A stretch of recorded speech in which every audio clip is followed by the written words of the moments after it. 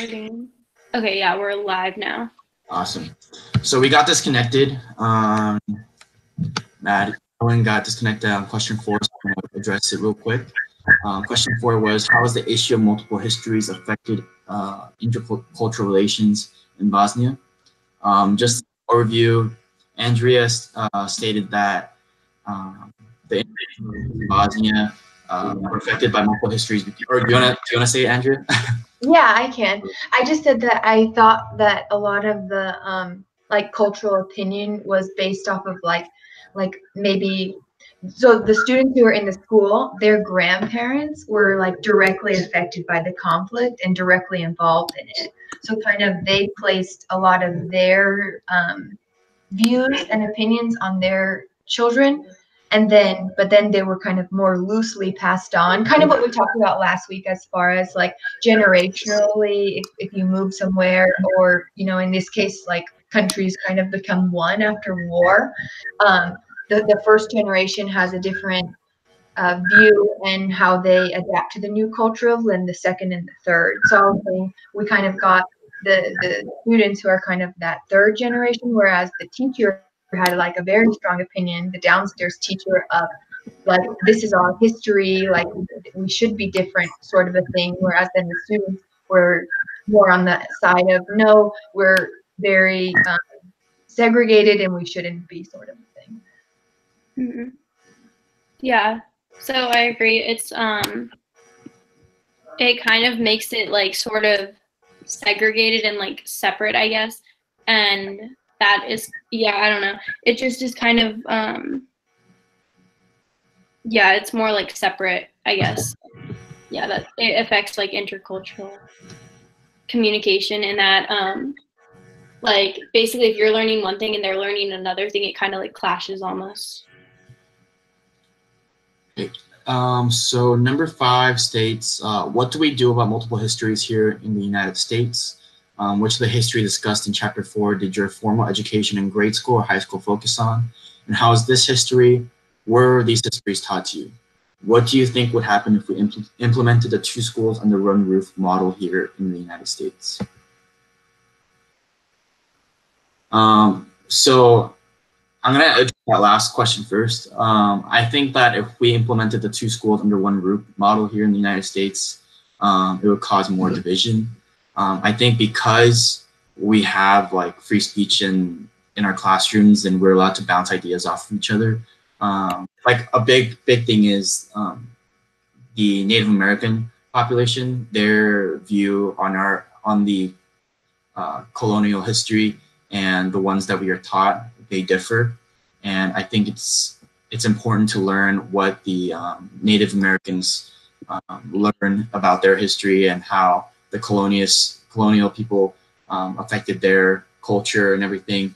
So I think if we implemented the 2 schools under one roof model, we would be at a disadvantage because we wouldn't be able to learn different perspectives like that. Yeah, I think the best way, if we were to implement it, would be like, in order to, I feel like you can have like classes of like people's different like specific cultures, like college, like there's so many electives you can take, like history classes of cultures that you've never experienced. And so I think just incorporating that into like early childhood development and, middle school, elementary school, I think that'll just force kids to be able to be like, not fall for these like old standards of, I don't know, societal structure and stuff. Yeah, I think that if they did implement the 2 schools under one roof thing, it could almost be compared to like how segregation was in the United States, like in the 1900s. So I don't think it would be like a very good idea, just because obviously like one is going to end up being a little bit better than the other. Like you can't really have like 2 separate schools and have them being like exactly like equal education, even if they're learning different things. Yeah, I think that's like right on point as far as how our education can go forward. I think it is almost like, although we're not like metaphorically 2 schools as in like into one, like two stories kind of a thing. I think that it is really interesting how history is taught here in the US, especially in the fact that it really is going to vary state to state. Like there's still a lot of states, even in public schools, that like don't teach evolution or things like that.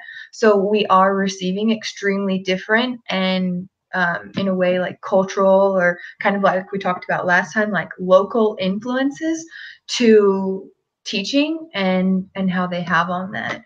I thought it was really one of the points you brought up, Madeline, was interesting because you're from California as well. We had to do like mission projects. Oh yeah, we did that too. Whereas like as part of like the mission that as part of like the Spanish conquest, they built a lot of like missions along the California coast, and it's something you do in grade school. You do a mission project, and it very much like glorifies the missions, and it's like, oh, this was a great thing that came to California, and it's like part of our history. And I never even questioned it until I took a Mexican history class and learned really what those missions were about, and like really the enslavement and segregation that they caused for people. And I just thought of that when you and both Daniel were kind of saying that, because as far as it was a very biased way of looking at it, but if it's taught through multiple perspectives, then kind of what it relates to what one of the teachers was talking about in the videos is like, give them all the information and let the students make their own opinions, or let them kind of absorb it and make their own thing, rather than giving them a personal perspective of the information. Yeah, like learning like critical thinking and all of that. Like I loved that part of when they were going through the like, I think it was like a conference for like writing textbooks. I don't know. Don't listen. Yeah, because I agree with that, because we also visited the missions when I was in, I think it was elementary school, and they like really did glorify it, and like they made it seem like it was like the best thing. And it's kind of like in the US, like we learn, well, at least at my school, we learn national history, and they like always made it seem like the US was like almost always doing the right thing and like barely ever in the wrong. Like they kind of like brushed aside the wrong stuff, but like glorified like all the good things that the US has done. Yeah, it kind of like enlists national pride in a way, like, oh, somehow we're better. But then when you learn, like in my Mexican history class, which was taught by someone who was from California, it was like really these places that we learned were such a great thing that almost the Spanish did, and then obviously after colonization took place and the U.S. acquired the land. But then from the Mexican history perspective, it was like, oh, these are basically just like glorified prisons in the name of like God, that were used to kind of like evict Mexican people of their land. So then like American colonists could take it over. So what was another thing that we saw is like how they like couldn't agree about history, which is definitely goes to show like teaching versus the other, rather than just like a pretty neutral view. But like they said, you can't change history, but that was interesting because you could definitely change the way you teach it. It's really interesting hearing you guys talk about the missions that you guys learned in California, because I went to school here in Arizona, and I don't think we learned about any of the missions that went through California. So even that shows like how different states learn different histories. Like we learned about Arizona history and stuff like that, while you guys learned about history that was specific to your state. So I just thought that was interesting that we come from the same nation, right? We learn different aspects of history as well. And along with what Madeline said, when I went to school, we learned about national history as well. So like the development of the United States. But at home, I learned about like personal history and ethnic history, or like history related to my culture. But we didn't really learn about that in school. Unless it was from the United States perspective. So a big one was like the Korean War.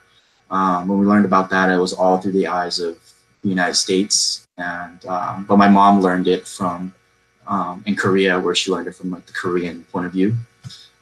So it's interesting how those two perspectives differ. And I think that goes along with this discussion as well. So. Yeah, that we almost need that Euro Clio and like a version in the US to come up with something. But I think too, when you have such a big country, it's really hard to say like, I think a big part of like why we did it in elementary school was like part of probably our history unit was like where you're living, which is probably like why we didn't learn as much about Arizona history. Which I think is good to know like about your state, but if I couldn't tell you that many facts about like Florida or New York, which are equally a part of our country. So that could be a lot that could be changed. But even then, we have a lot of like, I think they have like their ethnic group bias. I definitely think the states relate to that because there is a lot of people do feel sometimes they are somehow like superior because of a state in which they came from, and rather they view themselves like from a state versus like from a country. I think it's interesting how like places with more diversity, it's easier to learn different types of histories and really learn about different cultures than it is in maybe like some states in the United States where it's like the majority of the population is a singular race or a culture. So I think we're definitely at a benefit here in Tempe because I think it's pretty diverse to the point where we can learn and bounce ideas off of each other. And each of us coming from like a different religion, culture, background, it's easy to discuss. So question 5 is, how has the age of multiple histories affected intercultural relations in the United States? Do you think we can change/improve intergroup relations by teaching history in a different way? So definitely. I think we kind of just talked about it a bit. I think within our own country, history is taught differently. Even just national history in general, it does have a very I wouldn't say it's necessarily it would fit into the altered history category, but it's very much part of like the colonial history of the country. But just because of these groups have had 3 very distinct religions and stuff like that, and I do think within our country that these 3 groups of religious beliefs played into how students were taught. And I think that is similar to our country as well in certain states. And I definitely think if there was something more universal or neutral, it would definitely benefit students as far as like thinking independently and just giving them the cold hard facts and letting them come up with their own opinions. Yeah. Oh, sorry, go ahead. No, it's okay. You gonna go ahead? Okay, so yeah, I agree with that. I was just gonna say like, I think it also would be very beneficial to have like a standardized sort of history education, just because history varies so much from state to state in the US. Like one of my friends is from Texas and they learned about their Texas history like in high school, whereas like in California, we did it in elementary school. So like obviously they're like more like focused on their history like in depth, I guess, in high school. And then also like I think it would be beneficial if we learned about different other like more like countries, I guess, because in the US like we mainly focused on United States history, and then I think I took like one class on European history, but it was still like through the eyes of the United States. It wasn't like Europe's point of view, so that was kind of interesting. Yeah, I think in Texas too, I think it's just so interesting how like we're all one country, but each state has its own culture. I heard that like Texas actually has their own like anthem that they'll say like during school instead of like the United States or the United States anthem. I forgot what you call it, but anyway.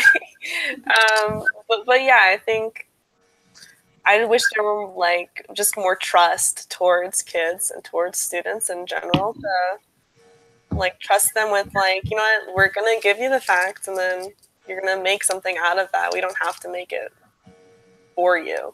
I wish there was just more of that in general. And kind of going off of what Andrea said that I wanted to discuss was the altered history. Because I know that in the United States, since like we are like one nation of different cultures, but I feel like at some points cultures like alter history to fit their I don't want to call it agenda, but like their side, I guess. So like the thing that comes to mind is like the LA riots, where like the Korean, like I learned it from the Korean perspective, where like Korean stores were being attacked and like we had to like defend like Koreatown and stuff like that.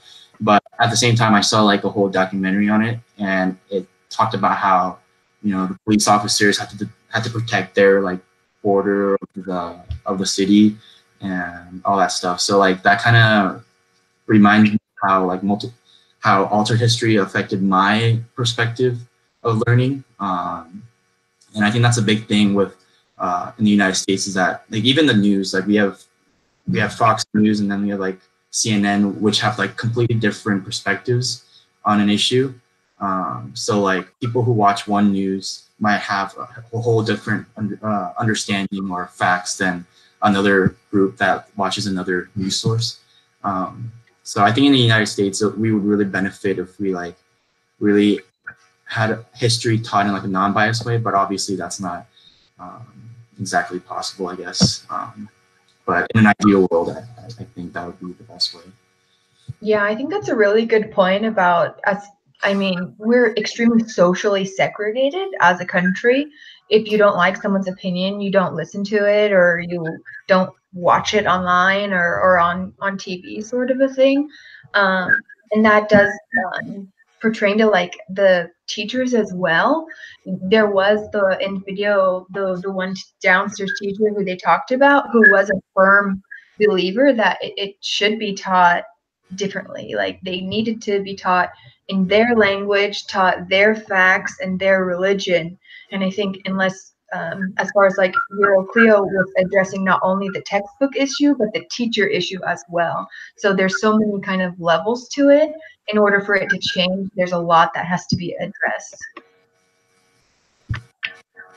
Yeah, you have to like sort of teach you sort of like it's good to feel pride towards your own culture and your own like even ethnicity and race, but you also need to accept other people's. Like that's such a jump. And so I think that's like where that Euroclio method comes in. And then there was that part where one of the instructors was just talking about how like, why should we all be one? You know, we're all different. We should celebrate that difference.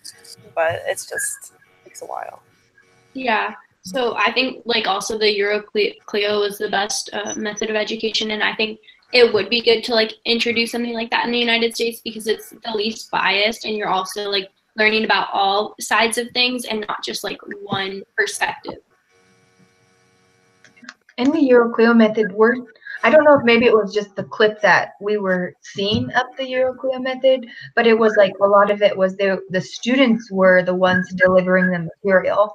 So they were the ones who had to like learn the information, and then they presented it, which is probably a lot less opinionated than if you know, the second floor or the first floor professor did, you know, because of what he brought to the material, versus they learned from a pretty neutral text and then brought that into the classroom or their field trip where they were that day. Alrighty. So does anyone have anything else to add before we summarize our discussion? Okay. Alrighty. So I'm just going to summarize what we talked about for each question real quick. So for number one, like in the documentary, we thought that political history played a part because of the war. Each separate religion was being taught a different version of history. We agreed that some of the disadvantages that came with two schools under one roof was that there was a physical segregation between the two, and there was like a learning segregation between the two, where they were learning completely two different histories according to their point of view. We agreed that Euroclio's approach for teaching history to students with the multiple perspectives was a better method. in that it gave freedom to the students to decide and to learn both or multiple perspectives and then form their own, which is better than just completely ignoring another perspective and not teaching it to them. We talked about how we have multiple histories in the United States, how Andrea and Madeline from California learned their state history, while I learned the Arizona history when I went to high school. We did learn national history in our schools. And then I said how I learned ethnic and my culture's history in my own household. We all agreed that if we did the 2 schools under 1 roof model here in the United States, it would cause further divide, and it wouldn't be a good thing.